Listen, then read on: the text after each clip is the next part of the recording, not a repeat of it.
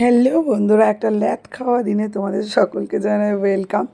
ল্যাদ খাওয়া দিন কেন বলছি, কারণ পিউর গরমের ছুটি পড়ে গেছে আর সকালটা এইভাবেই শুরু হয়। কোনো মতে ঘুম থেকে উঠে তাকে ব্রাশ করিয়ে তো একটু চা খেয়ে নিলাম সকালে। এবার একটু এনার্জি নিয়ে এবার ঘরদোর পরিষ্কার করতে হবে। আর তাকে দেখো কম্বলের ভেতর ঢুকে বসে আছে এই গরমের মধ্যে।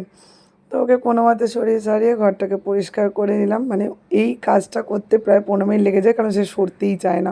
চলে এসে ঠাকুর ঘরে পুজো দিতে, সেখানেও শুরু হয়ে গেছে যুদ্ধ, উলুর যুদ্ধ।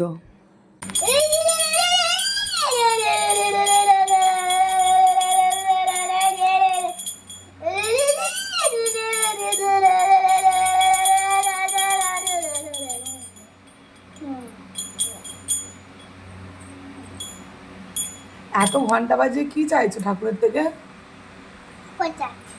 প্রসাদ চাইছো? প্রসাদ থেকে পাবে ঠাকুর? ও আমার টিপটা লাগাতে তাহলে ভুলে গেছে, ওকে টিপ লাগিয়ে দিতে হবে।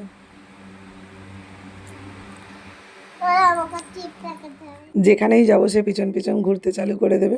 ঠাকুর ঘর থেকে কোনো মতে পালিয়ে পুলিয়ে এলাম, নাহলে ঠাকুরগুলোর তো অবস্থা খারাপ করে দেবে। তারপরে যেই ঠাকুরঘর থেকে সেখানে এসেছি জামা কাপড় মিলতে, সেখানেও আমার হেল্পিং হ্যান্ড চলে এসেছে। ও আমাকে দেবে তবে আমি মিলবো। মানে আমি যদি নিজে নিজে মিলে নিই সেখানেও হয়ে যাবে ঝামেলা। তো সেই জন্যে ও আমাকে তুলে তুলে একটা করে দেয় আর আমি একটা একটা করে মিলি। তো তারপরে আবার দেখছি কখন নিজেই ভিডিও চালু করে নিয়েছে। এদিকে বাবা পাঠিয়ে দিয়েছে সিজনের আম। এত আম বেরায়, মানে আমের এত ভ্যারাইটিস থাকে, কিন্তু আমার এই হিমসাগর ছাড়া আর যেন কোনোটাই মুখে লাগে না। আমার সব থেকে ফেভারিট হচ্ছে এই হিমসাগর আম। আর এই আমের দিনে রুটি হোক বা পরোটা, আমি আম ছাড়া আর কোনো তরকারি আমার লাগে না। আর আমার মেয়েটাকে দেখো আম খেতেই চায় না, মানে মেনলি মিষ্টি কিছু জিনিস ওর পছন্দই হয় না। আর এই বরকেও এদিকে টিফিনটা গুছিয়ে দিলাম। সে অফিস যেতে পিউকে টিফিন খাইয়ে বসে গেলাম একটু পড়া নিয়ে। স্কুলে গেলে কতটা পড়াশোনা হয় আমি জানি না, কিন্তু তবু তো পড়াশোনার মধ্যেই থাকে। কিন্তু বাড়িতে থাকলে তো সেটা হচ্ছে না, সকালবেলা থেকে শুরু হয়ে যাচ্ছে ঝম্প। তো এবার বাবা চলে যাওয়ার পর আমি একটু ওকে পড়া নিয়ে বসাই। তারপরে ওর খাবার দাবার করে ওকে স্নান করিয়ে নিয়ে বসে পড়লাম খাবার নিয়ে। আর এই যে ওর ফেভারিট কার্টুন চলছে। এখন পিউর সাথে বসে বসে আমারও কার্টুন দেখার আবার নতুন করে নেশা ধরছে।